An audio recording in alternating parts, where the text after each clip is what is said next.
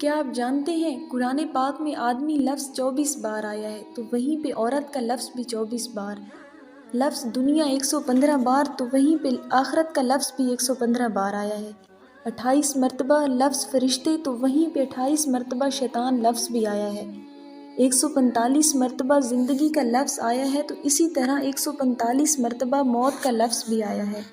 تو اب بھی کوئی شک کر سکتا ہے کہ قرآن پاک اللہ کا کلام نہیں ہے؟ حدیث کے مطابق زکوٰۃ دینے سے مال و دولت میں برکت ہوتی ہے، یعنی زکوٰۃ اور برکت لفظ کا آپس میں گہرا تعلق ہے۔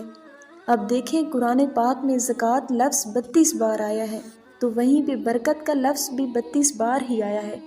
ابلیس جو کہ سارے شیطانوں کا سردار ہے، قرآن پاک میں ابلیس لفظ 11 مرتبہ آیا ہے، اور حیرانی کی بات تو یہ ہے کہ ابلیس سے پناہ مانگنے کا ذکر بھی 11 بار ہی آیا ہے۔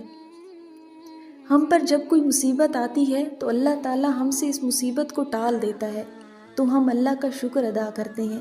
تو دیکھیں قرآن پاک میں لفظ مصیبت 75 بار آیا ہے تو شکر کا لفظ بھی 75 بار ہی آیا ہے۔ سبحان اللہ۔